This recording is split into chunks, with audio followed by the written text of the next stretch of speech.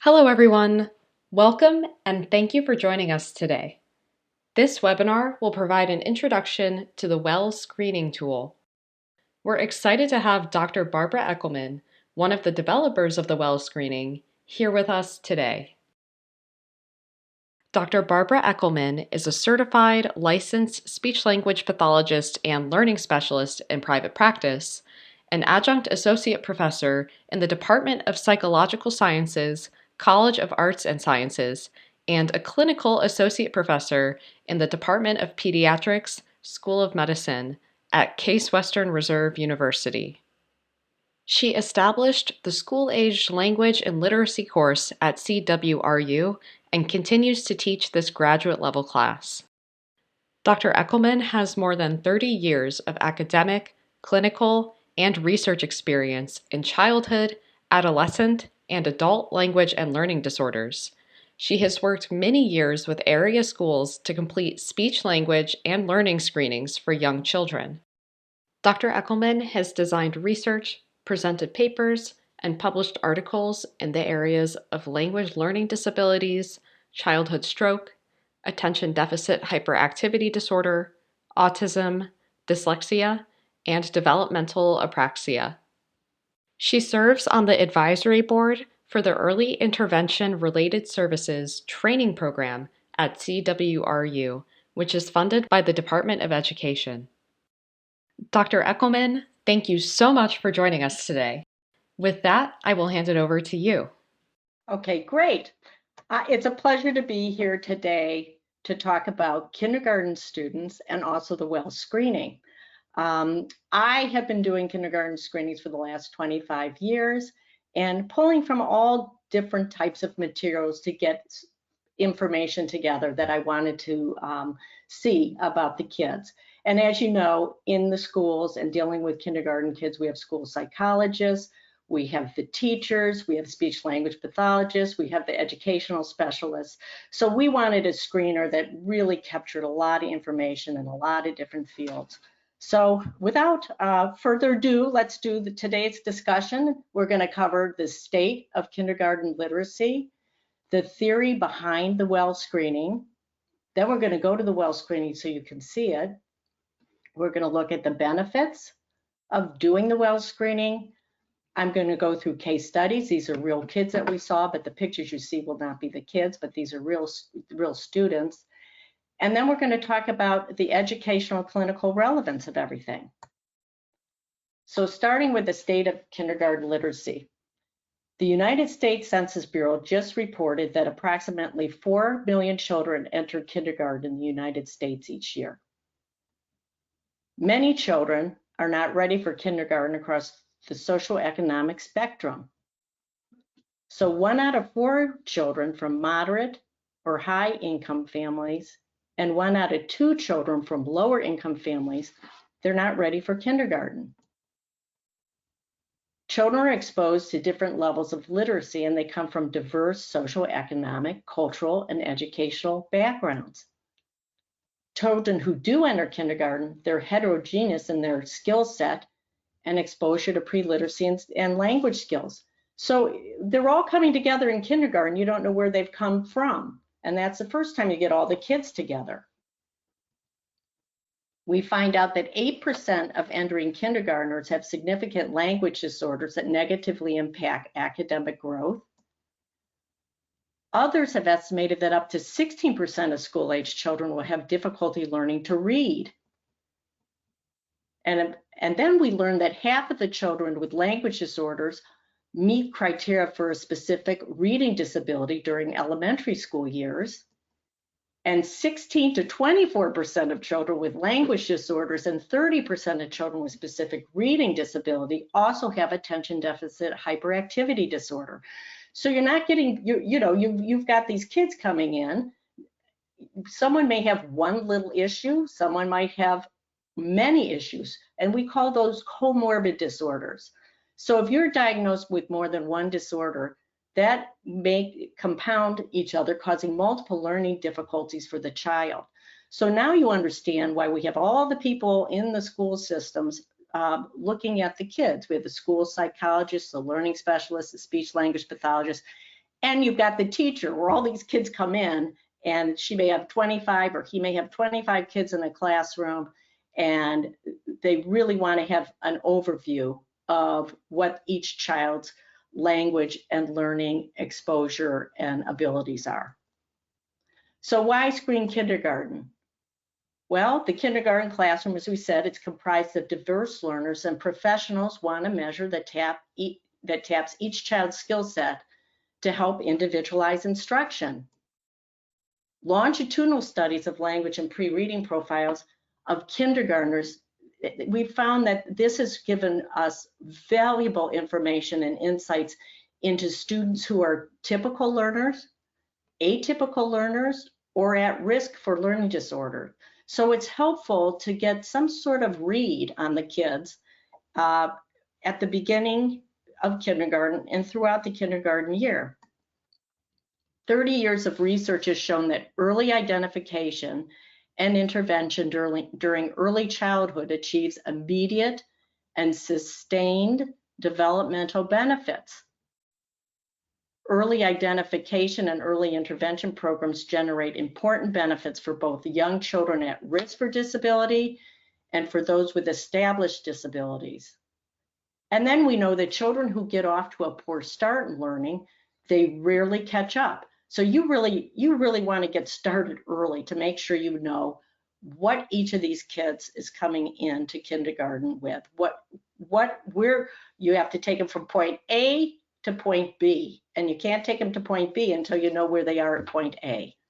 So, and then we find out that children who succeed early on, they receive the most positive reinforcement, leading to a positive self-image, motivation to work hard, and success in school. So the old wait and see recommendation when a child's lagging behind same age peers is no longer popular. We used to get this a lot. They're just young, so we need to wait and see. There's no reason to wait and see. So now I always have to do the theory behind things. So here's the theory behind the well screening. The well screening is based on the model of speech, language, and learning skills. This is a model that I developed, and Dr. Lewis and I put in a chapter in a book that I will tell you about in a minute. The well screening looks at multiple skill areas across interdisciplinary fields. It's helpful to depict the relationships among speech, language, and learning skills when discussing children's unique learning profiles. And then visualizing the relationships in the form of a model, it simplifies the process so you can just see what you're looking at, see what you need. So here is the model of speech, language, and learning skills that is in Batshaw and Royce and Pellegrino's book, Children with Disabilities, the 8th edition. This is sort of, a lot of pediatricians and learning people and psychologists have this book. So we created this model. And to go over the model, we have different levels of speech and language, and then we have levels of learning. So when you look at phonology, this is the sound level of speech and language. And I think when people first hear about the sound of language, they think about articulation. They think about, can the child produce the sounds correctly? So that's part of this. But then there's also phonological processing.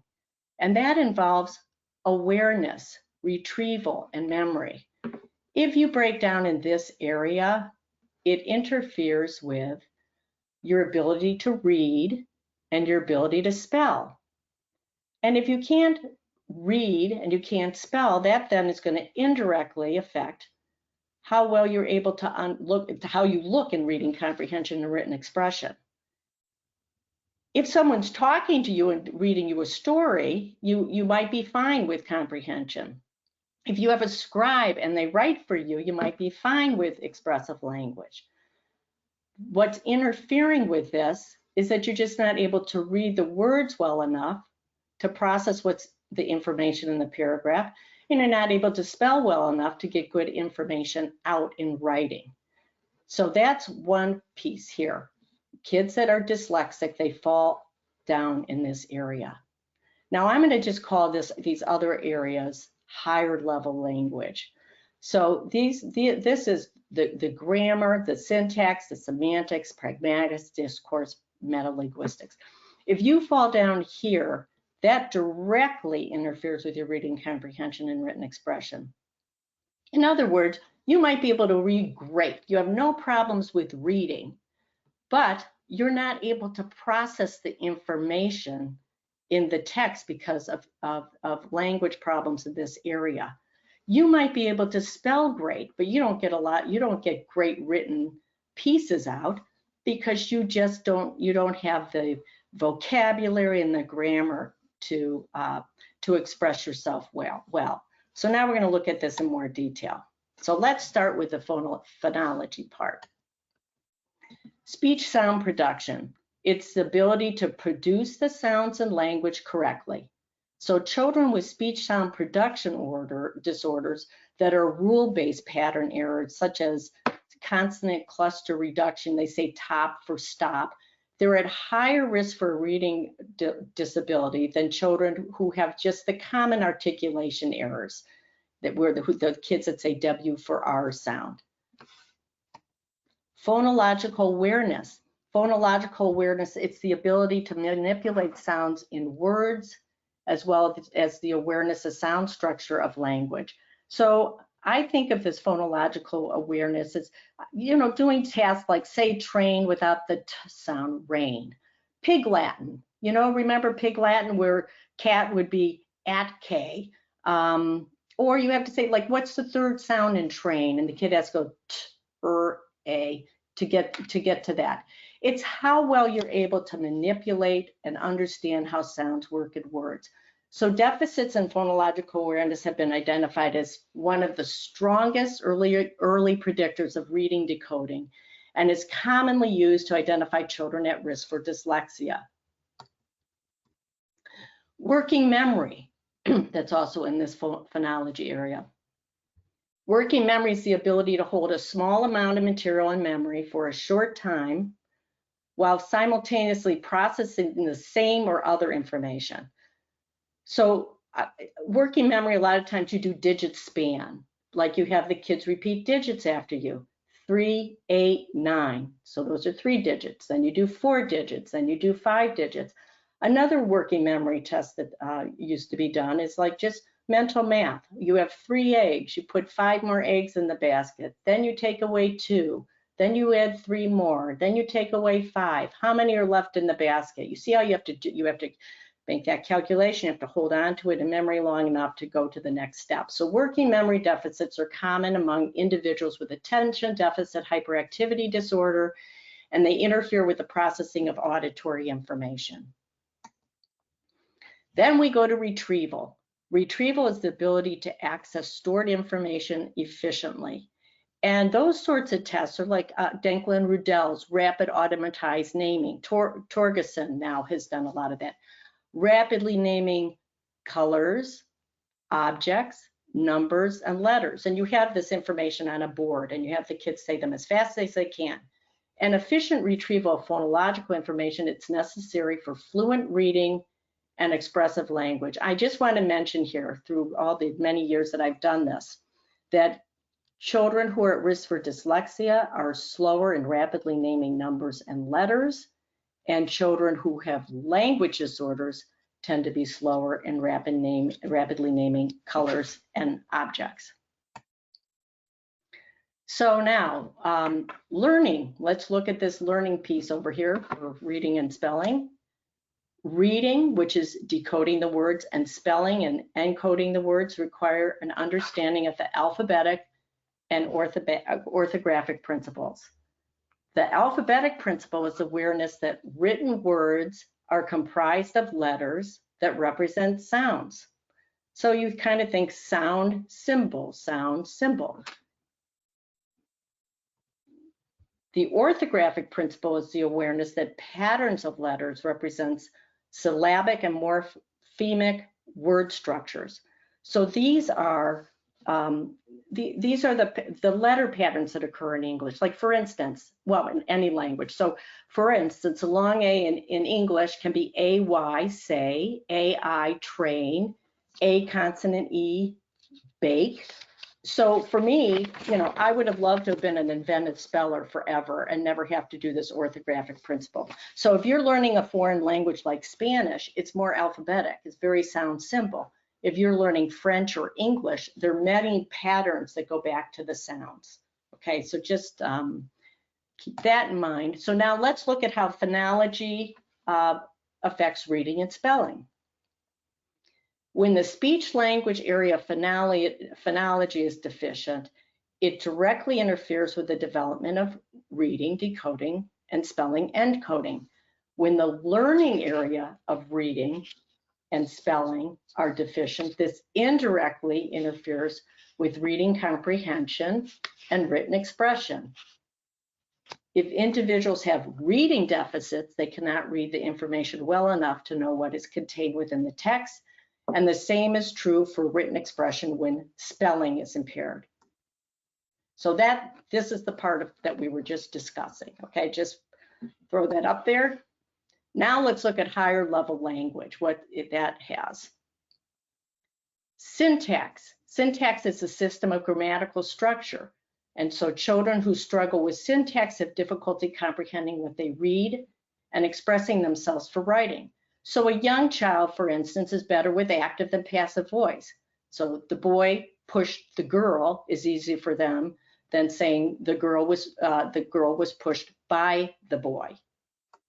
Semantics is the meaning system of language, involves vocabulary and word relationships. So children who struggle with semantics have difficulty getting to the deeper meaning of written information and developing vocabulary. So an example of this for a young kid is if you ask a young child who has language limitations, what's a dog? They might say, it's an animal. If you ask someone else who's great in language, it's the same age, they'll say, oh, it's an animal, has 4 legs, it has fur, it barks. They just give you more and more information about it. So they have a deeper understanding of the meaning of dog. Pragmatic social communication is the system of appropriate language use in social contexts. I think a lot of people just think of pragmatics and social communication disorders as being something that's hard for kids who are on the spectrum.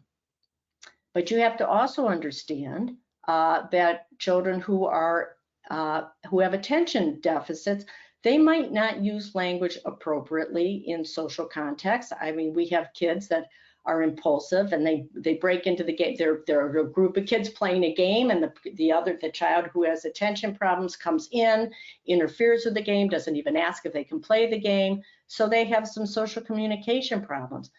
Children who have language disorders also have some social communication problems because they're misunderstanding information. So the communication, it can be off in a social situation.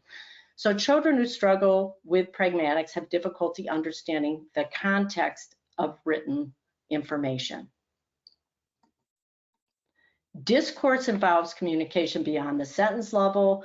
Children who struggle with discourse have difficulty connecting ideas when reading or writing at the paragraph level. So when I think of discourse, I think of the child who comes home and you say, how was your day? And they start talking in the middle of their paragraph, their communication. You don't know what they're talking about. And you want to say to them, title, please. Could give me the setting. Did this happen on the playground? Okay, tell me the one thing that happened. Now tell me 3 things about that. So with discourse, it's just organizing the information that's beyond the sentence level. Metalinguistics involves higher level language skills, making inferences, interpreting multiple meanings, understanding figurative language, etc. So metalinguistic skills becomes more important as children are expected to move beyond the literal interpretation of written material. So we're now looking at reading comprehension and written expression. Our kindergarten children are just learning to read and spell, so this portion of the model involves skills that are not yet mastered. Reading comprehension is the ability to understand what you read, when decoding is not impaired, and you're fluent in your reading.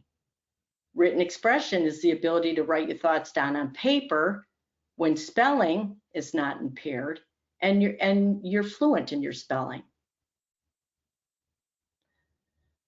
So here's how higher level language interacts with reading comprehension and written expression. When the higher level areas of language are deficient, this directly interferes with reading comprehension and written expression.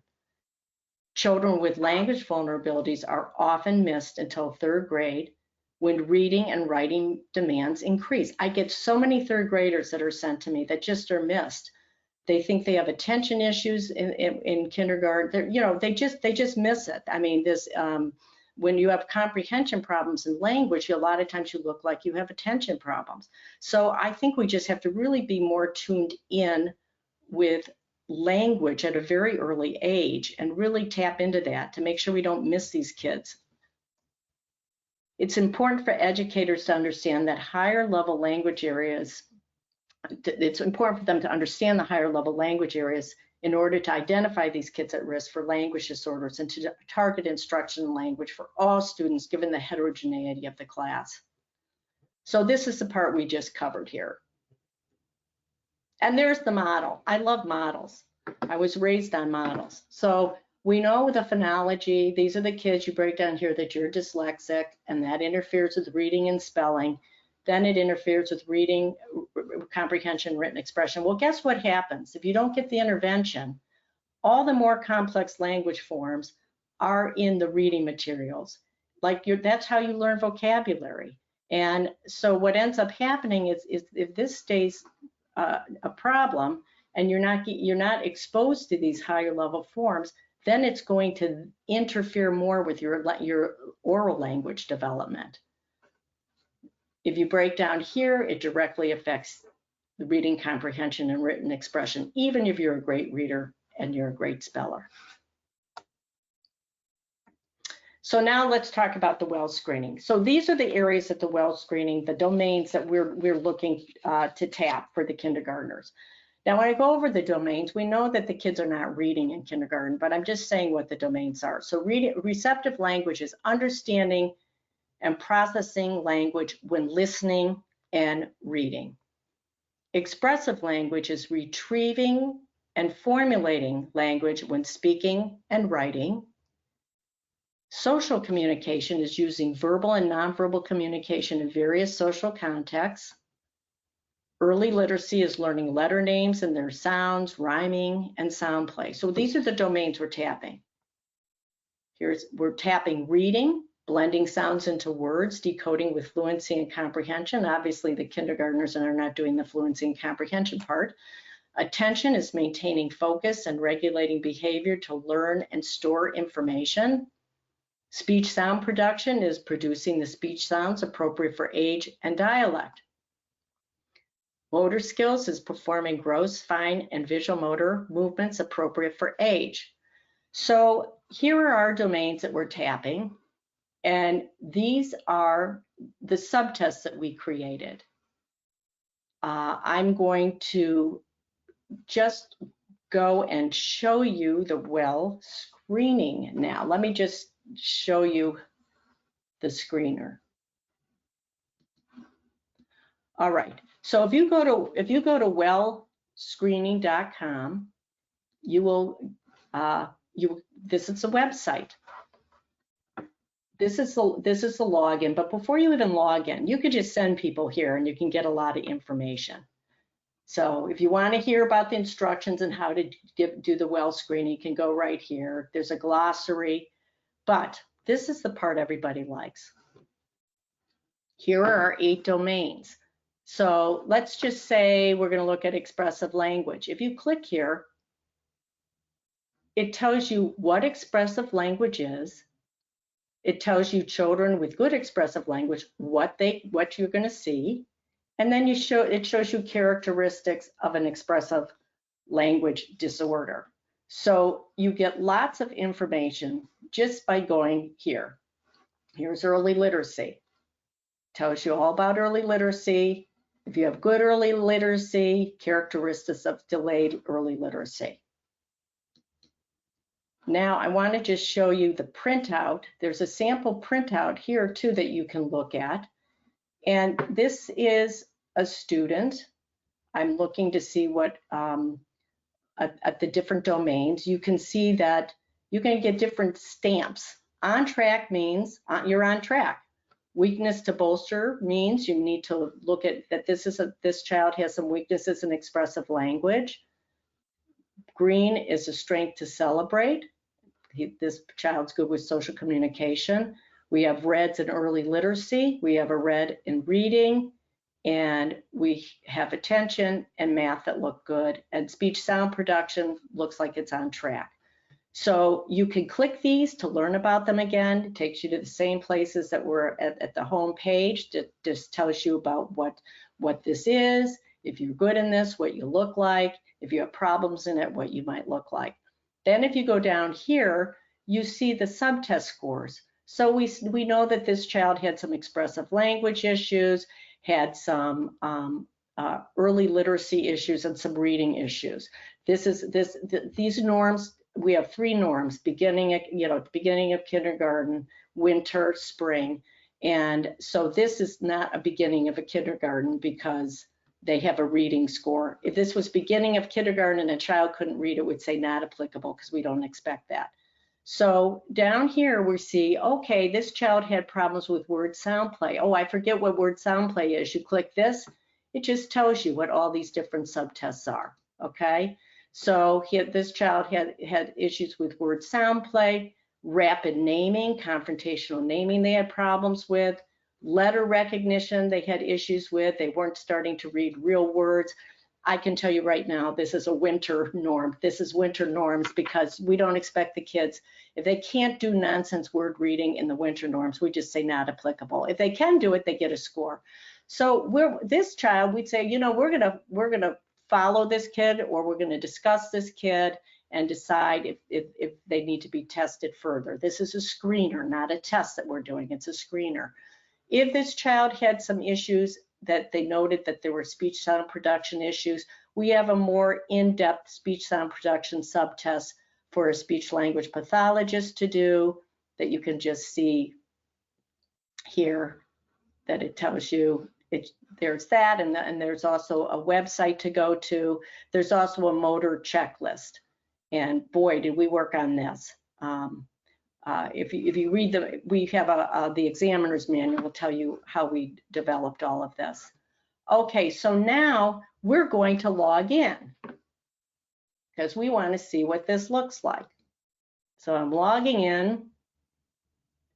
Now, let me mention, this is a total online screener.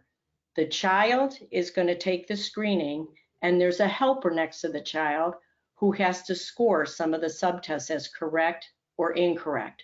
So each child has their own unique login code. So the helper logs in on their iPhone or on an iPad or whatever system you want, so you can call up the answer form. And you use the same login code for the child on a computer or an iPad so they can go to the test. So let me log in. If you're on your phone or the child's on the computer, you're going to see my screening and you're going to see these choices. So here are the instructions. This is the helper scoring form, and this is where the screener is. So on your iPhone, you're going to go here and the child's going to go here on their computer. So let me show you what you see as a helper. So here's the scoring form. Some of these subtests are scored automatically. So subtest 1 scored automatically. The child's taking that test. When they're done with that subtest, you just push continue. Now here's an example that you have to say whether they do it right or they do it wrong. And then at the end here, you're filling in information about the child. So now I want to show you the screener. I gotta get this going. All right. Let me start the screener so you can see what the kids are seeing. All right. You will notice we have these controls here that you can fast forward, you can go backwards. Very helpful because a lot of people have had to do this using Zoom during COVID.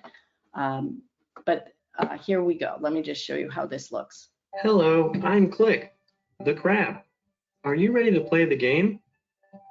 Let's see. So first you have to I'm new to this. Let's ask my friend Trip for help. Trip! Hello, Click. Hi, Trip. I forgot how to play this game. Can you help us? Of course, just follow my lead. Yay! Okay, do you remember the rules for the first game? Nope. I'm going to show you some pictures. Then I'm going to say a sentence. Choose the picture that matches what I say. Click. Point 2. The boy is eating an ice cream cone. Great job. Now it's your turn. So this is subtest 1, which is language processing. That's looking at receptive language. And I'm just going to play the first item. That was the practice. The fish are swimming. So that's the fish are swimming. It's irregular plural, and the child points to this. And if you're on an iPad, they just pretty much do this all by themselves. Okay, so now let me show you a sample of subtest 2. Now for this one, I want you to repeat the numbers after me. Repeat them in the same order I do. Click. Let's show them what I mean. 2, 3.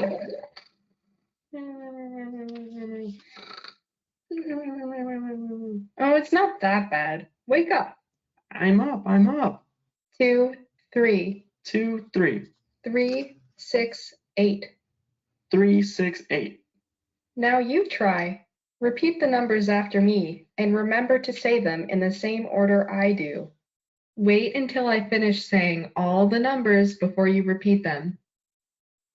So subtest 2 is digit span that we call number sequences that looks at working memory. And that's a task that tends to be a bit hard for the attention kids to hold on to all the numbers to say them back.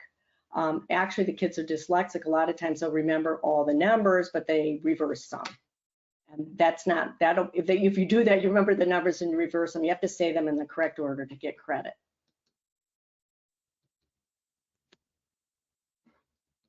I know this one.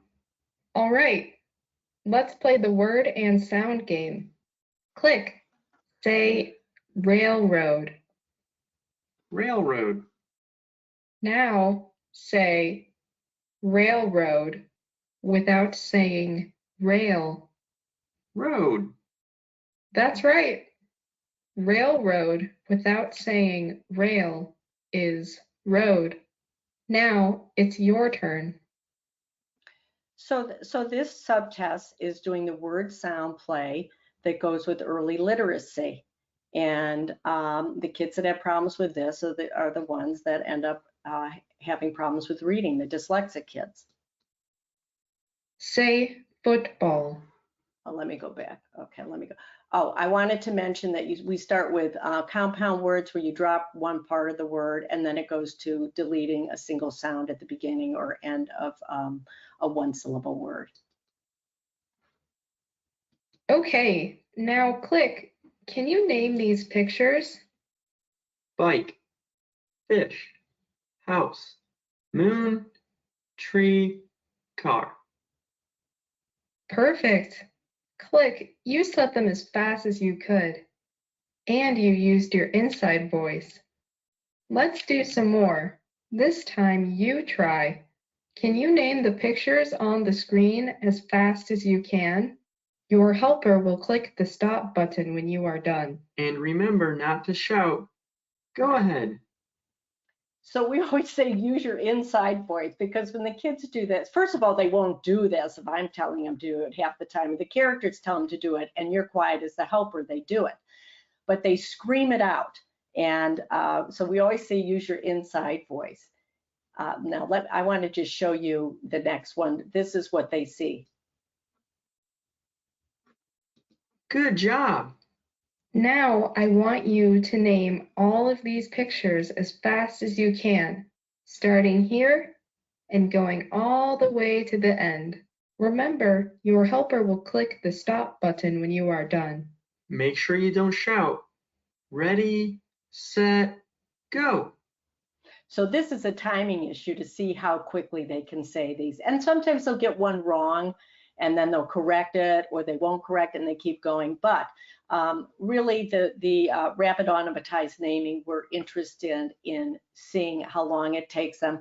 We do objects for kindergartners because a lot of the kindergartners don't know their alphabet well enough or their numbers well enough to really know, just to get, we want a fluency. We want to make sure that they know that they know the items that they're trying to repeat quickly, and that it's not a test of, do you know your letters? Do you know your letter names? So this confrontational naming goes with expressive language. And as kids get older who cannot do this, it's a fluency thing, reading fluency. I think you've heard, I don't know if you've heard of double deficit dyslexia, but they fall down on phonological awareness and also on these retrieval type tests.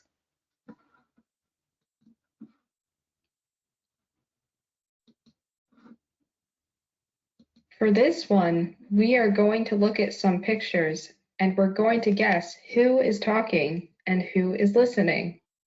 Choose the person who you think is doing the talking or listening.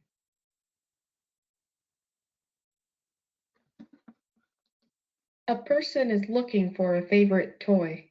Someone asked, "Can I help you find it?" Point to the person who asked, "Can I help you find it?" So this test is our pragmatic test, and we have many situations, and you have to take into account nonverbal cues, spacing between the kids. You have to understand the social context to know who's doing the speaking and who's doing the listening. And this, I love this subtest. There's no other test that does this that I know of.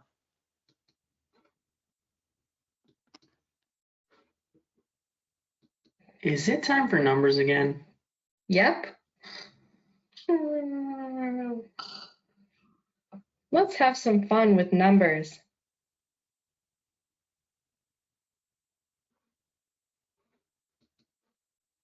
What's this number? What's this number? What number goes in the box?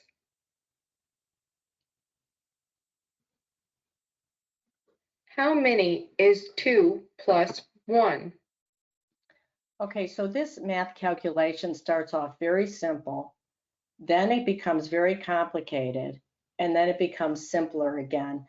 And we wanted the math to get hard because there are kids that happen who, you know, if we have some kids that have splinter skills, and we want to know, is it a splinter skill because it's just a splinter skill, or some of the kids that are on the spectrum are able to do this. And so same with the reading and whatever, we have items that are more difficult because we're trying to find some things here. So, but this is the math. 2 plus 3, all this is time. They have to do it within the time, and you have the kids who go 1, 2, 1, 1, 2, 3, or you just have the kids who can say it right away, or you have the kids that say 2 and then just know to go up 1 by 3. But it gets complicated. We even have 6 plus 7 on here, and we have some subtraction.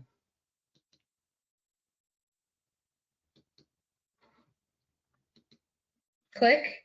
I'm going to say some things about pictures, and I want you to help me by finishing some of the things I say. Let's try one. Here is a girl. Here is... A boy. That's right, Click. Now it's your turn. Remember to finish what I say. So this is the language formulation subtest that goes with expressive language. I'm just going to play a few. So we give a sample, and then the child has to finish what we're saying. So I'm just going to play a few so you get an idea. And it's looking at third person, like do they mark third person? Do they mark possessive? So let me just play a couple. Here the boy eats. Here the boy... They have to say drinks. This girl is sitting. This boy Is running. These kids Are playing. So that's what that's about. Letters. That's right. Now it's time for you to name these letters. So you notice we have all lowercase letters, but some of our lowercase letters look like uppercase letters. So we see what the kids, what they know when they first come in about letters. Can you read any of the words on this page? If you can, say the words you can read. Your helper will push the next button when you are done. So we have words that become more difficult. This is Karen St. Amour was excellent with this. Debbie Ducka and I are speech language people. Karen St. Amour is a expert in learning, and she really came up with some nice words for us here for the kids to be able to monitor them throughout the school year. And here's the last subtest. This is the last one. These are not real words. Can you sound out any of the words on this page? If you can, say the words you can sound out. Your helper will push the next button when you are done. So then here are the nonsense words. By the end of kindergarten, the kids really are starting to do a lot of this. Okay, so now let me go back and put in a number of somebody who has taken this test so you can see the back end.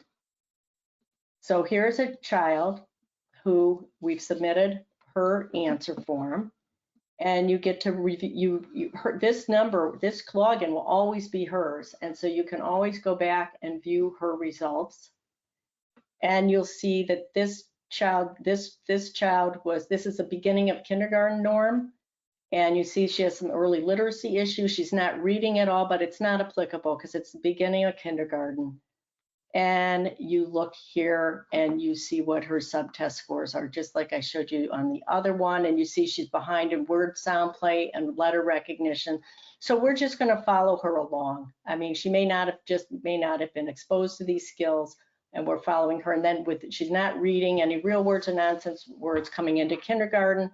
It's not applicable, and we can do the motor skills checklist with her. We don't have to do the speech sound subtest, because she was on track with her speech sounds by report. All right, so that is the screener. I'm going to close out of here and go back to this. Hang on, I'm gonna do my.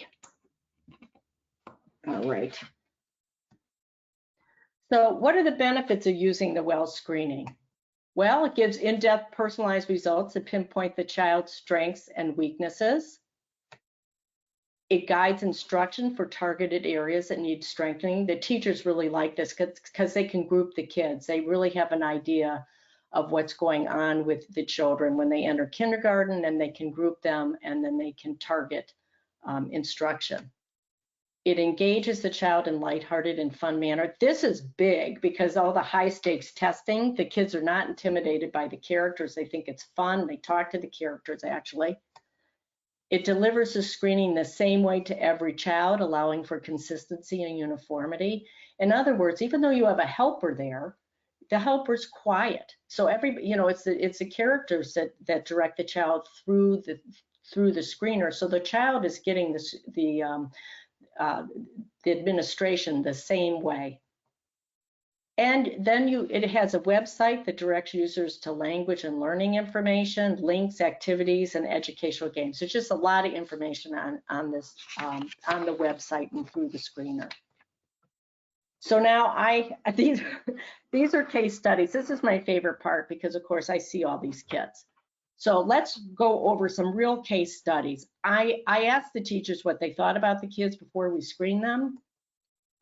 And these are the kids coming in K-Fall, okay? So at K-Fall time, we learn about Andrew that he's starting to read already. He listens in class. He gets along well with his classmates, and they have no concerns about him. So I collapse this. So here's his fall screening. Going straight down here, see where it says fall? Here's winter, and here's spring. Well, we notice he has two reds here. So I'm looking now, it's in expressive language. I go over here and I say, okay, so he couldn't rapidly name the objects. That's the only thing he had a problem with. Well, then he doesn't have the problem in spring. So guess what? This is a typical kid. This isn't somebody that we're worried about. So we're going to guess his language, at this time, his language and learning is within normal limits. Then we have Max. Now I know Max well. This is the beginning of kindergarten fall. He loves story time. He has a great attention span. He has a fantastic imagination. So when they're reading books, he has lots to say. He's fascinated with books. He gets along very well with his classmates. He's super popular, and the teacher has no concerns about Max. So then we find out here in the fall, look, no red. Everything looks fine. We have this not applicable of reading. He's not starting to read yet. Then in winter, we're noticing he's not developing in the word sound play, in the phonological awareness area like we would think. And he's not gaining in his letter knowledge. And then with reading, we see that he's not reading real words yet, even though this kid has a fashion that he loves books and he's not able to read. He's not reading nonsense words either in winter, which you wouldn't necessarily expect him to. And then in the spring, we see that he still has this weakness in word sound play. We think he's memorizing words. That's what we concluded with him. And because he's a smart kid with very strong language, and he's still having problems with sounding out words, learning how to do that. So what we do is, well, we come together as a team. We have school psychologists, speech language pathologists, the classroom teacher, the learning specialist. And so we got a little more information from the parents. And it turns out that there is a family history of dyslexia in this family. So the summer going into first grade, he was doing a lot of early literacy work with some specialists. And then we let the first grade teacher know about him. So we're watching him carefully, and we're already working to give him intervention because he's at risk for dyslexia. Okay, here's Cindy. The teacher reports she doesn't get to the point when she's talking. She uses a lot of filler words, the thingy, you know. She doesn't know the names of letters and numbers. She has trouble communicating with her peers, and she does not always pay attention. So when we look at Cindy, we see she has quite a few reds in winter and fall, winter, and spring. So I'm going to look across here. Expressive language is an issue. She's very slow at rapid naming. She's not developing reading very well. Her reading vocabulary isn't developing. Also, she wasn't doing great with math because she couldn't remember the names of her letters. And she also presented as having attention issues. And this, you know, is a real kid, because here we have receptive language. She was okay here, and suddenly she's not doing so great with receptive language. So she's at risk for language and learning disorders. And I happen to know this kid, actually, the parents ended up sending her to a school that specializes in learning disabilities, because by second grade, she just was not making gains because she could not retrieve and she could not hold on to information. So they really wanted her in a class that did a lot of, really direct multisensory reading and working on math skills. Here's Anita. Anita uses immature speech. She's quiet. She doesn't contribute during class discussion, and she doesn't say her R sounds well. And we look at Anita, and I'm a speech language pathologist, so the first thing I look at is I'm looking at, okay, her expressive language is an issue, and so is her articulation. So I see her as, one of these speech language, just the speech sound disorder, expressive language kids. Her early literacy is developing. Her reading is developing. Her attention is fine. But this is the sort of thing that these are the higher level language pieces. You really want to boost this language ability and the articulation, because if you're mispronouncing things, any reading that is like an R-controlled syllable, she's not going to read it or spell it right. And when you have multiple spelling errors, you start spelling like you're talking. So she's at risk for speech language disorder. Here's Evie. I love this picture that we picked out because it really captures this little girl. She does not pay attention. She doesn't seem to understand class directions or rules. She interferes with her classmates' play. She doesn't use speech to communicate her wants or needs. She has trouble with group activities, and she uses immature speech when she's talking.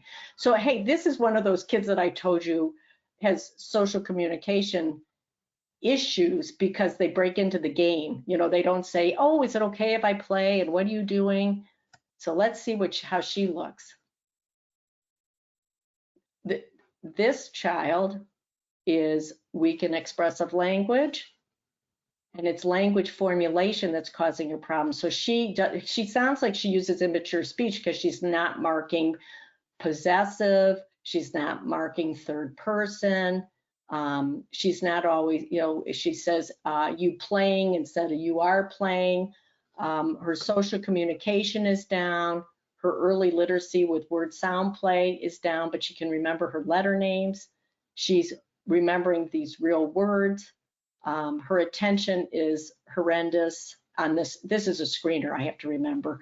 It's not a test, it's a screener. So we're really concerned with her. We think she's at risk for language problems, learning problems, attention problems, and social communication issues also. Christopher, I remember him so well. His speech is unintelligible, difficulty with rhyming, doesn't know his letter sounds. He's below his classmates in all of his skills. He gets along well with his peers. He uses lots of nonverbal gesturing, and his classmates help him with classroom activities, even though they can't understand him. I'm not kidding you. The class took this kid under their wing. So if the teacher asked Christopher a question, his classmate would answer for him or tell Christopher what to do or what to say. So we had to work on getting the class not to just do that for him, but this kid was very savvy socially and was extremely well liked by his classmates. So this is what we see on his profile. We see that he has receptive language all the way across here. He's weak with language formulation. The early literacy, the word sound play was an issue. Math calculation, he has multiple speech errors. So this child's at risk for speech, language, and learning difficulties, including dyslexia. So I want you to know what we do is we screen all the kids. Everyone in the whole class is screened in the fall, the winter, and in the spring. And we sit down with the classroom teachers and the specialists, and we go over everybody. And then we just follow them throughout the school year, and then we figure out what we're doing with each of the kids. But you need everybody, the school psychology. It's such a team approach. So now that we've gone through all this, what is the educational and clinical relevance of all this? Well, because kindergarten students are moving targets, a screener should be administered throughout the school year, fall, winter, spring. I do want to mention that our norms are they're very neat because we have the same group of kids that in the norms, they were tested in fall, winter, spring. So it's a repeated measure. So with a lot of other measures, they want to say, okay, what's normal for a 5-year-old? They take a group of 5-year-olds here, then it's time for 6-year-olds. It might be a whole different group of kids, 7-year-olds, a whole different group of kids. This is a repeated measure. So within these norms, you have growth built in. So it's very, so they're moving targets, so a screener should be administered throughout the school year. This is especially true for at-risk kids who are identified at the beginning of the school year. Some of the at-risk kids they'll make significant gains with more exposure and they become typical learners. So in kindergarten, a lot of the kids look like they're at risk. They just haven't been exposed because everyone's coming from different backgrounds, different programs, so you don't know what their exposures are. Other children are found to be atypical learners because of a language learning deficit. On occasion, a child who presents as a typical learner at the beginning of the school year may not progress accordingly. These children often memorize the name of letters and sight words prior to entering kindergarten, but they have deficits in phonological awareness and retrieval skills, so reading and writing development stalls as the school year progresses. So the well screening helps to differentiate the underlying predictors of early literacy acquisition. Students, so this is how we've been doing this. So the students who pass the screening in the fall, we consider them tier 1, and they receive classroom instruction emphasizing early literacy and language skills, but we continue to monitor them throughout the school year. Students who do not pass the screening should be discussed by the team. If you see chapter 6 in the well screening manual, you'll see that it tells you more of the things that you should talk about as a team to make some conclusions. But the students who do not pass the screening should be discussed by the team. Some of the students will be identified as tier 2, needing targeted and focused small group instruction because of lack of exposure. And then other students will be referred for full evaluations and identified as tier 3, needing intensive and individualized instruction because of a diagnosed language disorder. So we've sent these kids for further testing, and they are identified as having a language and a learning disability, and that they need intensive individualized instruction. So the well screening has been super, very helpful for us. The other thing is it engages the teachers, it engages the school. In the past, when I did screenings, it was like, oh, here's a person, they're going to pull out the kids and do speech language learning screenings and tell us what they've found. Now we have everybody in the school system engaged, and they go to the website, they learn more about these areas, and they understand the kids. They understand the kids better, and it's much more interactive with the communication between the school psychologist, speech language pathologist, the learning specialist, and the classroom teacher, and of course the parents. One of the things I did not show you is there's a next steps on the well screening.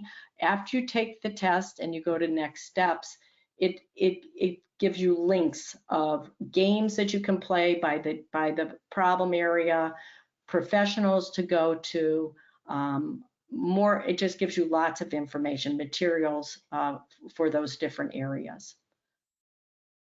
Thank you so much, Dr. Ekelman, and thank you all for attending our webinar today.